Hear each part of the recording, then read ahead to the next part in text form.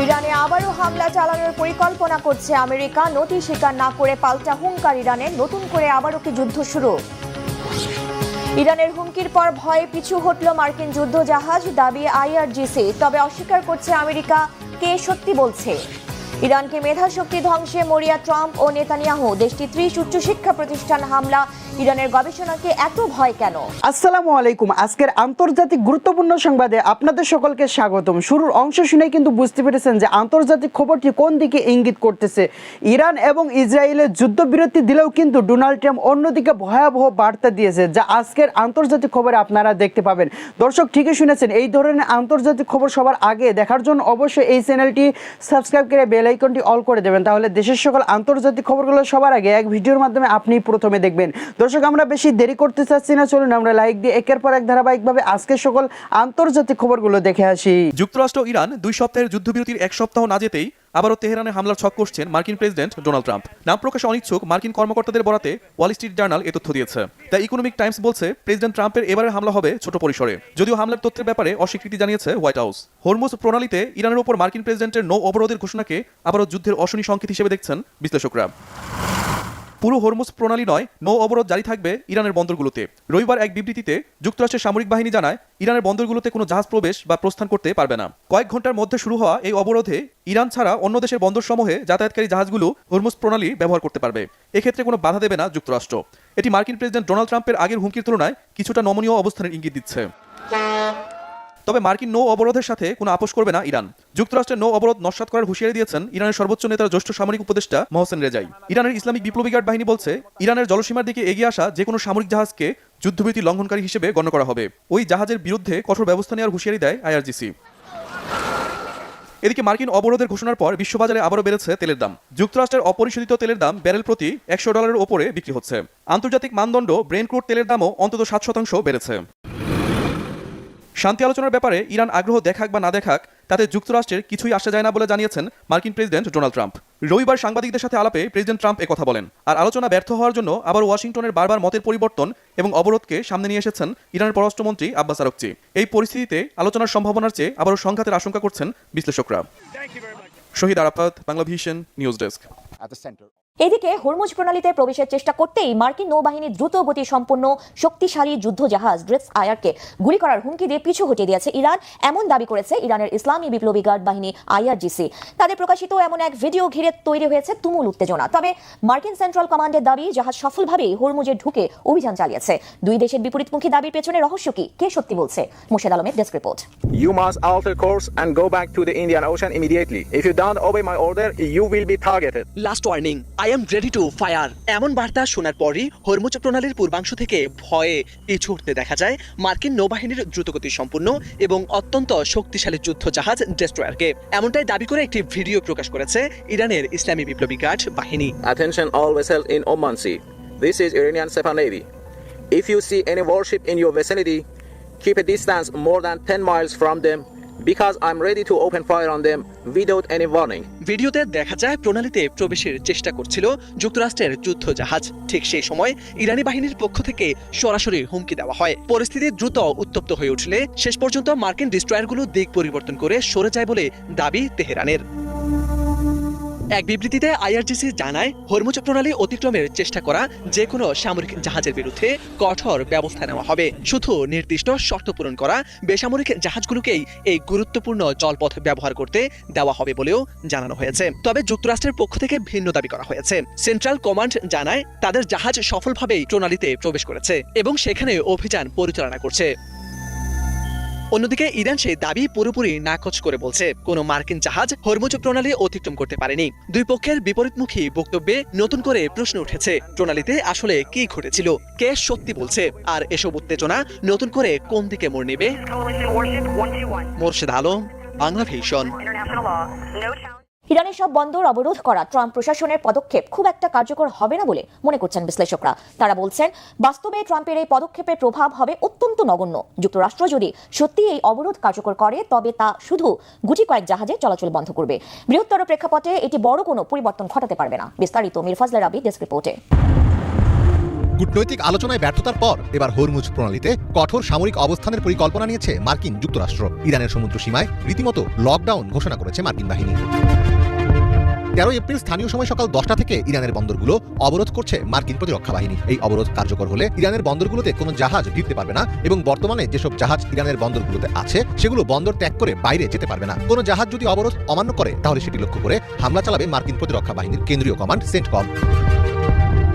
সেন্টকমের পক্ষ থেকে জানানো হয়েছে ইরানের উপকূলীয় এলাকায় প্রবেশকারী সব দেশের জাহাজের ওপর এই অবরোধ নিরপেক্ষভাবে কার্যকর করা হবে। তবে যেসব জাহাজ হরমুজ প্রণালী দিয়ে ইরান ব্যতীত অন্য কোনো দেশের বন্দরের উদ্দেশ্যে যাওয়া আসা করছে সেসব জাহাজের চলাচলের স্বাধীনতায় সেন্টকম কোনো বাধা দেবে না। এর আগে সামাজিক যোগাযোগ মাধ্যম ট্রুথ সোশ্যালে দেওয়া এক বার্তায় ট্রাম্প ঘোষণা করেন, একসময় এমন পরিস্থিতি আসবে যখন সব জাহাজ অবাধে যাতায়াত করতে পারবে, কিন্তু ইরানের অনমনীয়তার কারণে এখনই তা সম্ভব হচ্ছে না।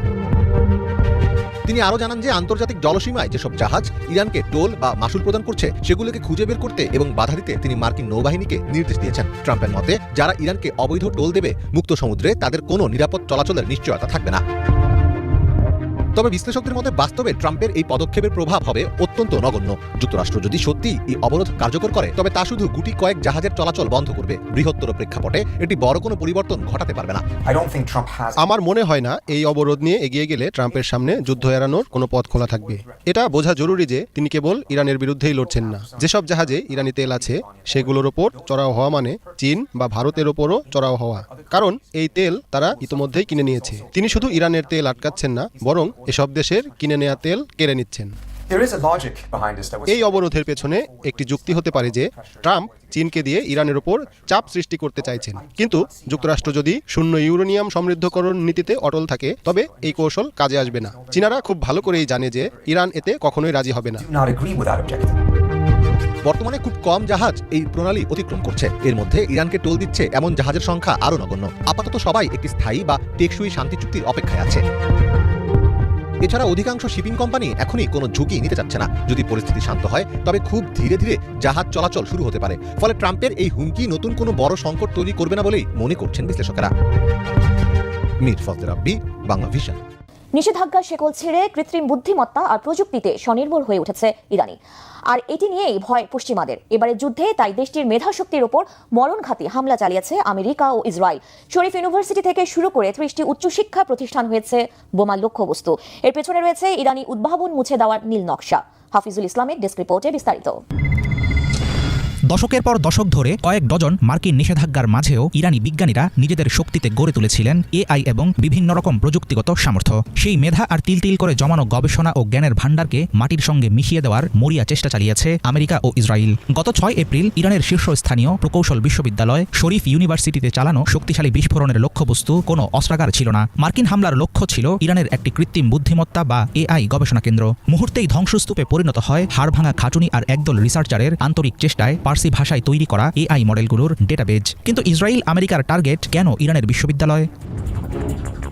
ইরানের নলেজ পাওয়ার বা মেধাশক্তির উপর হামলা কোনো বিচ্ছিন্ন ঘটনা নয়, বরং বিশ্লেষকেরা এটিকে বলছেন পরিকল্পিত জ্ঞানতাত্ত্বিক হত্যা। সরকারি তথ্য অনুসারে মার্কিন ইসরায়েলি হামলায় সরাসরি আক্রান্ত হয়েছে ইরানের অন্তত 30টি বিশ্ববিদ্যালয়। 100 বছরের পুরনো পাস্তুর ইনস্টিটিউটের ল্যাব থেকে শুরু করে এভিয়েশন ও সাবমেরিন প্রযুক্তির সূতিকাগার বলে পরিচিত ইস্পাহান ইউনিভার্সিটি বাদ পড়েনি কিছুই। যুদ্ধের লেলিহান শিখা যখন ল্যাবরেটরি থেকে শুরু করে IBF ক্লিনিক পর্যন্ত ছড়িয়ে পড়ে তখন বুঝতে বাকি থাকে না এটি কেবল সামরিক টার্গেট নয়, বরং ইরানি জাতির বুদ্ধিবৃত্তিক মেরুদণ্ড ভেঙে দেওয়ার নীল নকশা।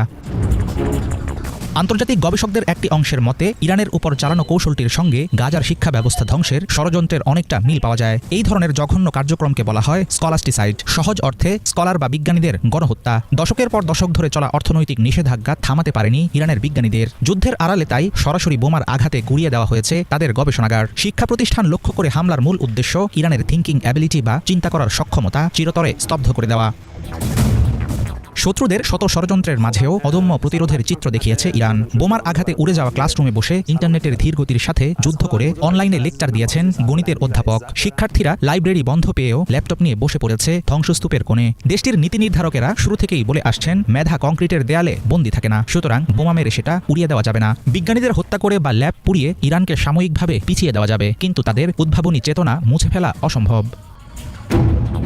উচ্চশিক্ষার এসব প্রতিষ্ঠান প্রযুক্তির কেন্দ্র ছাড়াও এক ধরনের রাজনৈতিক ভাবনার প্রাণকেন্দ্র। একের পর এক বিশ্ববিদ্যালয় ধ্বংস করার মাধ্যমে মূলত ইরানের ভবিষ্যৎ নেতৃত্ব ও স্বাধীন রাজনৈতিক চিন্তার পথকে থামিয়ে দেওয়ার চেষ্টা চালিয়েছে আমেরিকা ও ইসরায়েল। আন্তর্জাতিক আইনের তোয়াক্কা না করে ক্লাসরুমে বোমা ফেলার মতো চরম অপরাধ করেও বাগাড়ম্বর থামাননি প্রেসিডেন্ট ট্রাম্প। এখন প্রশ্ন একটাই, প্রজন্মের পর প্রজন্ম ধরে গড়ে ওঠা ইরানিদের স্বাধীন মনোভাব কখনো কি দমাতে পারবে পশ্চিমারা? হাফিজুল ইসলাম, বাংলা ভিশন। গাজার অবরোধ ভাঙার আহ্বান নিয়ে আবারও সমুদ্রে গ্লোবাল সুমুদ ফ্লোটিলা স্পেনের বার্সেলোনা বন্দর থেকে যাত্রা শুরু করা এই নৌবহরটি শুধু ত্রাণ নয়, বরং একটি শক্তিশালী রাজনৈতিক বার্তাও বহন করছে। এবারের অভিযানে আগের চেয়ে অনেক বড় পরিসরে অংশ নিচ্ছেন বিশ্বের বিভিন্ন দেশের মানবাধিকার কর্মী, চিকিৎসক ও সাংবাদিকরা। তবে শঙ্কাও কম নয়, অতীতের মতো এবারও মাঝপথে ইসরায়েলের বাধার মুখে পড়তে পারে এই ফ্লোটিলা। মানবিক সহায়তার পাশাপাশি এই যাত্রা তুলে দিচ্ছে এক বড় প্রশ্ন, কবে শেষ হবে গাজার অবরোধ? বিস্তারিত ডেস্ক রিপোর্টে। আবারও যাত্রা শুরু করেছে গ্লোবাল সুমুদ ফ্লোটিলা। 12 এপ্রিল স্পেনের বার্সেলোনা বন্দর থেকে এই নৌবহরটি গাজার উদ্দেশ্যে রওনা হয়। ফিলিস্তিনিদের প্রতি সংহতি প্রকাশ এবং গাজার উপর আরোপিত ইসরায়েলের অমানবিক অবরোধের বিরুদ্ধে শুরু হয়েছে এই বেসামরিক সামুদ্রিক অভিযান। আল জাজিরার প্রতিবেদন অনুযায়ী এই ফ্লোটিলা বা নৌবহরটি কেবল ত্রাণবাহী জাহাজ নয়, বরং এটি ইসরায়েলি দখলদারিত্বের বিরুদ্ধে একটি শক্তিশালী আন্তর্জাতিক রাজনৈতিক বার্তা। গ্লোবাল সুমুদ ফ্লোটিলার স্টিয়ারিং কমিটির সদস্য থিয়াগো আভিলা জানিয়েছেন, এবারে অভিযানে নৌকার সংখ্যা আগের তুলনায় অনেক বেশি। যেখানে 2025-এর অভিযানে 42টি নৌকা অংশ নিয়েছিল, সেখানে এবার 70টিরও বেশি নৌযান এই অভিযানে যুক্ত হয়েছে। প্রাথমিকভাবে বার্সেলোনা থেকে 39টি নৌকা যাত্রা শুরু করেছে এবং প্রতিমধ্যে বিভিন্ন দেশ থেকে আরও কয়েক ডজন নৌকা এই বহরে যোগ দেবে। আয়োজকরা বলছেন, ভূমধ্যসাগর পাড়ি দিয়ে গাজার অবরোধ ভাঙার ইতিহাসে এটি হতে যাচ্ছে সবচেয়ে বড় সম্মিলিত প্রচেষ্টা। এবারের অভিযানে বিশ্বের প্রায় 40টিরও বেশি দেশের নাগরিক, মানবাধিকার কর্মী, চিকিৎসক এবং সাংবাদিকরা অংশগ্রহণ করছেন। আনাদোলু এজেন্সির তথ্যমতে এবারের অভিযানে অংশগ্রহণকারীদের সংখ্যা গতবারের তুলনায় প্রায় দ্বিগুণ। 2025 সালে গ্লোবাল সুমুদ ফ্লোটিলা যখন গাজার কাছাকাছি পৌঁছানোর চেষ্টা করেছিল, তখন ইসরায়েলি নৌবাহিনী আন্তর্জাতিক জলসীমায় সেগুলোকে বাধা দেয়। গতবারের 42টি নৌকা এবং 462 জন অংশগ্রহণকারীকে ইসরায়েলি বাহিনী মাঝপথেই আটকে দিয়েছিল। আয়োজকরা বলছেন, গতবারের সেই তিক্ত অভিজ্ঞতা এবং ব্যর্থতাকে পেছনে ফেলে এবার নতুন উদ্যমে আরও বড় পরিসরে এই অভিযান সাজানো হয়েছে। আমাদের আগের মিশনে 42টি নৌকা গাজার কাছাকাছি পৌঁছেছিল এবং 442 জন আরোহী সহ সেগুলোকে আটকে দেওয়া হয়েছিল। এবার আমাদের সাথে 70টিরও বেশি নৌকা রয়েছে, যার মধ্যে 39টি এখান থেকে অর্থাৎ বার্সেলোনা থেকে রওনা হচ্ছে। এর আগে যতবার ভূমধ্যসাগর পাড়ি দেওয়ার চেষ্টা করা হয়েছিল, আমরা এখন তার চেয়েও বেশি সংখ্যক নৌকা নিয়ে এগোচ্ছি। গাজার যা প্রয়োজন তার তুলনায় আমরা যা নিয়ে আসছি তা সমুদ্রের মাঝে এক ফোঁটা পানি মাত্র, আমরা সেটা জানি। কিন্তু এই পর্যায়ের মানবাধিকার লঙ্ঘন এবং বিচারহীনতার মুখে একমাত্র নৈতিক প্রতিক্রিয়া হলো স্থলে এবং জলে অবিরাম ও নিরবচ্ছিন্নভাবে কাজ করে যাওয়া। বার্সেলোনা থেকে রওনা হওয়া এই নৌবহরটি ঠিক কবে নাগাদ গাজা উপকূলে পৌঁছবে তা অনেকাংশেই নির্ভর করছে সমুদ্রের আবহাওয়া এবং পথে নতুন করে যুক্ত হওয়া নৌকাগুলোর উপর। মিডল ইস্ট মনিটরের তথ্য অনুযায়ী সমুদ্র উত্তাল থাকায় ফ্লোটিলাটি ধীরে ধীরে অগ্রসর হচ্ছে এবং চলতি সপ্তাহের শেষ নাগাদ আন্তর্জাতিক জলসীমায় প্রবেশ করতে পারে। তবে গাজা অভিমুখে পৌঁছতে আরও বেশ কিছুদিন সময় লাগতে পারে বলে ধারণা করা হচ্ছে। এদিকে ইসরায়েল প্রতিবারের মতো এবারও এই ফ্লোটিলাকে একটি উস্কানিমূলক পদক্ষেপ হিসেবে বর্ণনা করেছে। অতীতে এমভি মাভি মারমারা এবং অন্যান্য ফ্লোটিলার ক্ষেত্রে ইসরায়েল যেভাবে সহিংস সামরিক শক্তি প্রয়োগ করেছিল, এবারও তার পুনরাবৃত্তি হওয়ার আশঙ্কা রয়েছে। নতুন এই ফ্লোটিলায় গ্রিনপিস, স্পেনের মতো বড় সংগঠনগুলো সংহতি প্রকাশ করেছে। গাজার অবরোধ ভেঙে মানবাধিকার প্রতিষ্ঠার এই লড়াইকে তারা পরিবেশগত ন্যায়বিচারের সাথেও তুলনা করেছেন। গ্লোবাল সুমুদ ফ্লোটিলার এই যাত্রা কেবল গাজার মানুষের জন্য খাদ্য বা ওষুধ বয়ে নিয়ে যাচ্ছে না, বরং এটি আন্তর্জাতিক সম্প্রদায়ের কাছে একটি প্রশ্ন ছুড়ে দিচ্ছে, কবে শেষ হবে এই অমানবিক অবরোধ। ইমরান মাহমুদ, বাংলা ভিশন। ভারতের শোক, শ্রদ্ধা আর রাষ্ট্রীয় মর্যাদায় শেষ বিদায় জানানো হলো সুরের মহাকাশের উজ্জ্বল নক্ষত্র আশা ভোসলেকে। সোমবার সকালে মুম্বাইয়ের লোয়ার পারেলেতে অবস্থিত আশা ভোসলের বাসভবনে শ্রদ্ধা জানাতে উপস্থিত হন পরিবার, পরিজন আর শুভানুধ্যায়ীরা। তার মরদেহে জড়িয়ে দেওয়া হয় জাতীয় পতাকা। রাষ্ট্রীয় মর্যাদায় সম্মান জানানো হয় তাঁকে। শিল্পীর বাড়ি কাসাগ্রান্ডে শেষ শ্রদ্ধা জানান মহারাষ্ট্রের মুখ্যমন্ত্রী দেবেন্দ্র ফডনবিস। স্থানীয় সময় দুপুর 2টা পর্যন্ত তার মরদেহ সেখানে রাখার পর নিয়ে যাওয়া হয় শেষকৃত্যের জন্য। এর আগে কাসাগ্রান্ডে গিয়ে শ্রদ্ধা জানান তারকাদের মধ্যে ছিলেন রিতেশ দেশমুখ, টাবু, হেলেন, সচিন তেন্ডুলকার। বিকাল 4টায় শিবাজি পার্কে আশা ভোসলের শেষকৃত্য সম্পন্ন করা হয়। শনিবার সন্ধ্যায় মুম্বাইয়ের একটি হাসপাতালে ভর্তি করার পরদিন মারা যান ভারতের কিংবদন্তি এই সঙ্গীত শিল্পী। মৃত্যুর আগে হৃদরোগের পাশাপাশি ফুসফুসে সংক্রমণ ধরা পড়েছিল তাঁর। দাদা সাহেব ফালকে, পদ্মভূষণ সহ অসংখ্য পুরস্কার আর সম্মাননা পেয়েছেন তিনি। গ্র্যামির জন্য মনোনীত হয়েছিলেন 1997 সালে। প্রিয় দেশবাসী, আপনারা যে যেখান থেকে ভিডিওটি শুরু থেকে শেষ নামাতে দেখেছেন, আপনাদের সকলকে অসংখ্য ধন্যবাদ জানাই। যদি ভিডিওটি ভালো লেগে থাকে অবশ্যই শেয়ার করবেন, আর যদি কোনো মন্তব্য থাকে তাহলে কমেন্টে জানিয়ে যেতে ভুলবেন না। আপনারা সবার আগে খবরগুলো দেখার জন্য অবশ্যই এই চ্যানেলটি সাবস্ক্রাইব করে বেল আইকনটি অল করে দেবেন, তাহলে দেশের সকল আপডেট খবর, রাজনৈতিক খবরগুলো সবার আগে এক ভিডিওর মাধ্যমে আপনি কিন্তু প্রথমে দেখতে পারবেন। দর্শক, আশা করা যায় আপনারা হয়তো বা ভিডিওটি শেষ পর্যন্ত দেখেছেন। আজকের মতো বিদায় নিচ্ছি, দেখা হবে পরবর্তী কোনো আপডেট খবর অথবা নিউজ নিয়ে। আসসালামু আলাইকুম।